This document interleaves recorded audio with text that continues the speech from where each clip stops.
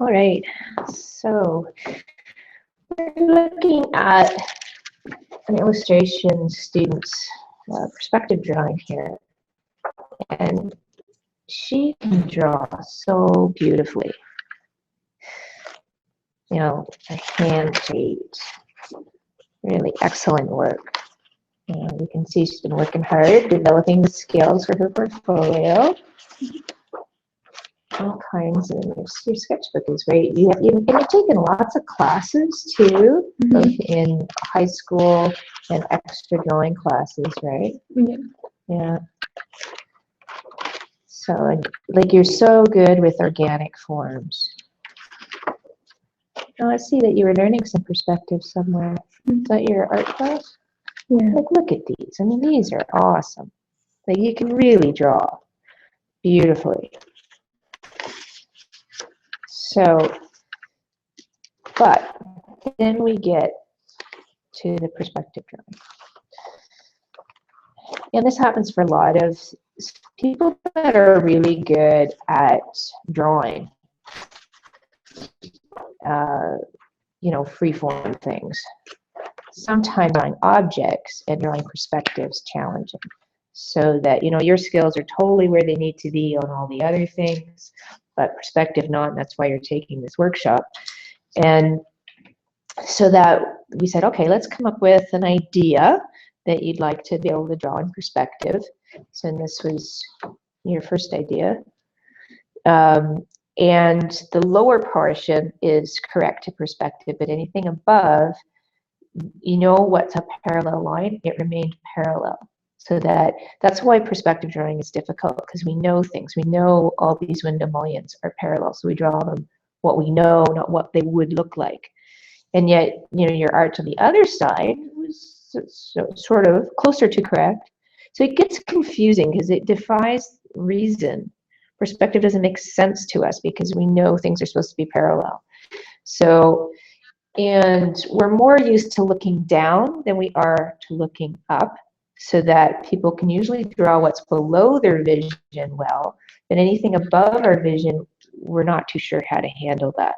So again, your window mullions you kept sort of parallel, so that, you know, switching over with red, that, so you had your vanishing points for the lower part, all correct.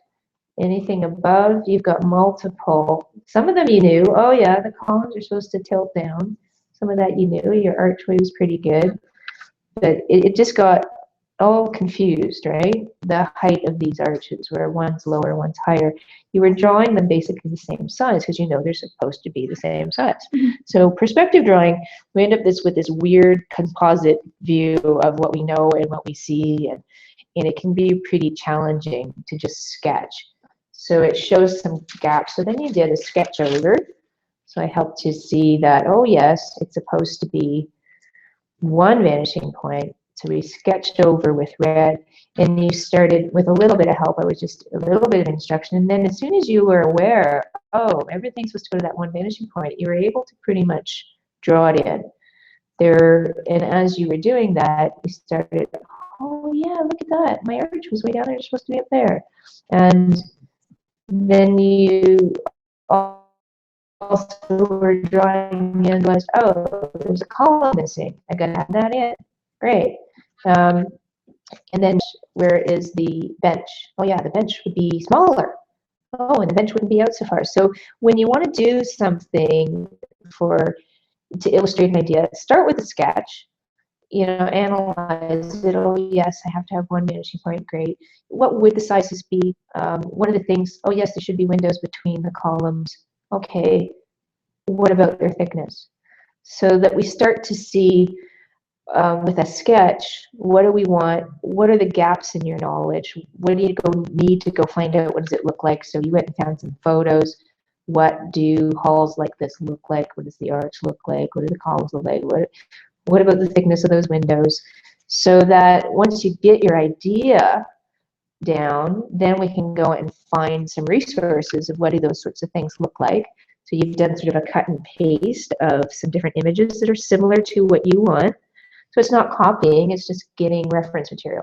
So we're going to learn how to draw these arches And already your understanding has just leaps and bounds better. Look at the difference. You see how this looks like a reasonable space that you drew, and that's just confusing, right? So well worth your time to have a look at this. So there's still a few issues. So you want this room back here. Yeah. Yeah. And this is gonna have to be thicker. Yes, you get it now. Good. Okay. And then Excellent. Yeah. So we're going to learn how to do all this now. And sometimes what if you do a sketch like this, you can do another overlay and then superimpose a proper perspective on top of that. Now we're going to take all this information and transfer it onto your grid and learn how do we build up these columns and make it all work. And then your understanding is just going to take another leap forward because you'll really see how everything interacts and then be able to put things in space. So the next time you want to come up with an idea, you're not going to get that. This would be a thing of the past for you. Just even running through this once, it's changed it for you forever. So, and I think this is a thing that sometimes illustration students, people who draw well in most areas, find challenging. And it's I don't know, maybe it's a bit humbling, and a lot of students don't realize, you know, it's okay to ask for some help on some of these areas, so that you could draw really well in some areas and be weak in things like object drawing or perspective.